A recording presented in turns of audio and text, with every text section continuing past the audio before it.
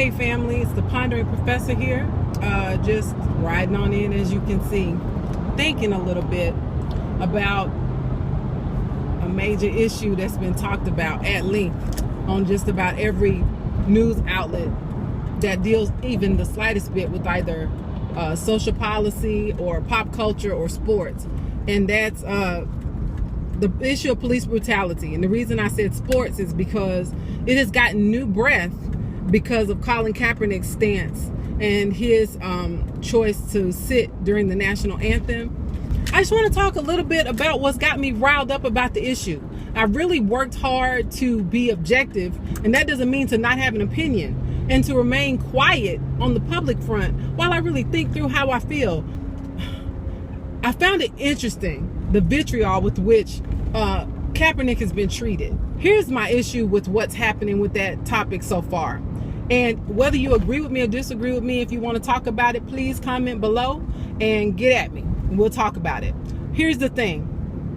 What really burned me up about this issue was a letter that was written to Mr. Kaepernick by an officer or a retired officer, Amos. And I read the letter word for word. All right.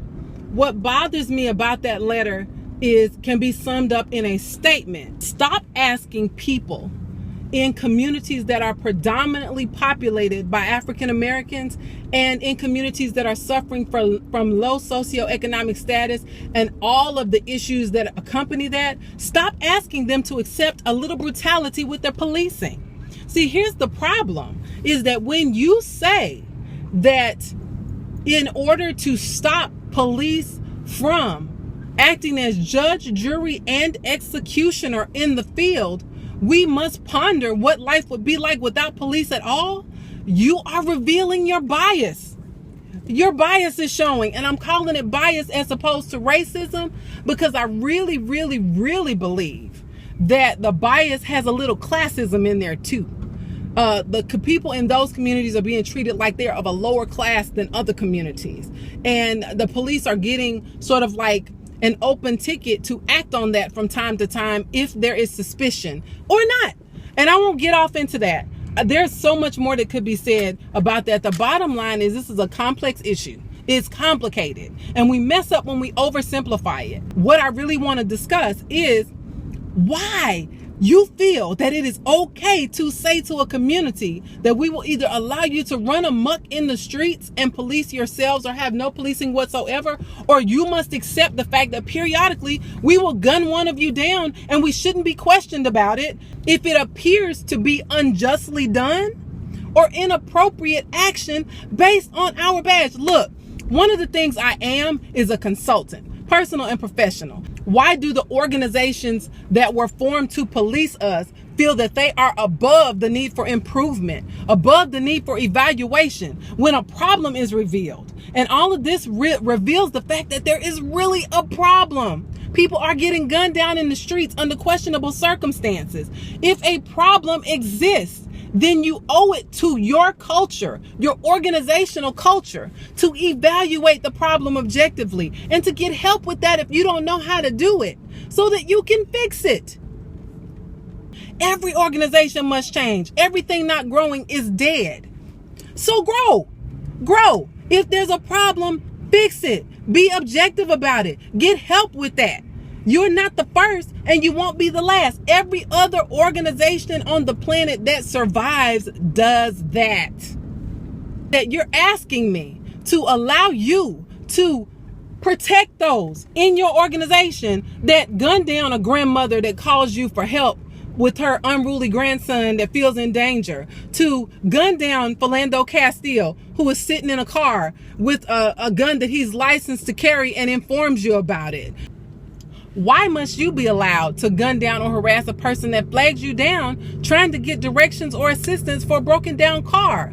The bottom line is, when those types of things happen, there's a red flag, there's a problem. And your argument can't be all officers are not that way. Well, all people in corporate America do not commit sexual harassment. But because a few of them did, and there was gross misappropriation of policy, power, and authority, and today it's really complicated to perform sexual harassment and get by with it.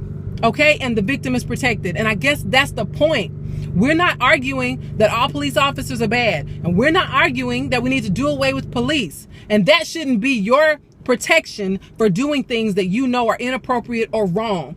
If you want to be held in the highest honor and esteem that you keep demanding from America, then you need to also be held to that higher standard. To whom much is given, much is required. Then in order for us to honor you, you need to honor your office, and your job is to protect the members of all the members of that community, not just some of them, not just when you feel like it, not just whether they look a certain way or not. And here's my last question for you.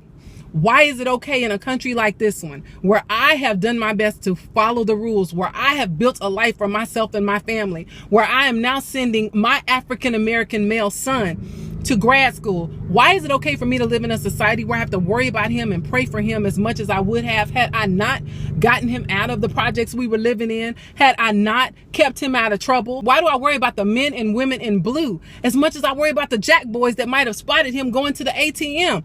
It's because it only takes one of them to change my life.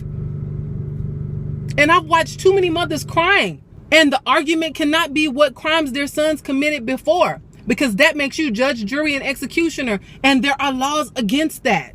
So, from consultant to organizations, get your ish together, evaluate yourself, figure out how to make things better, and stop defending your right to blow people away because you do a lot of good, because that's not the way that it works. Again, if you agree with me or disagree with me, comment below. Subscribe to my channel if you want to see more of me. This is the Pondering Professor today, saying thank you for listening and letting me have a moment. God bless.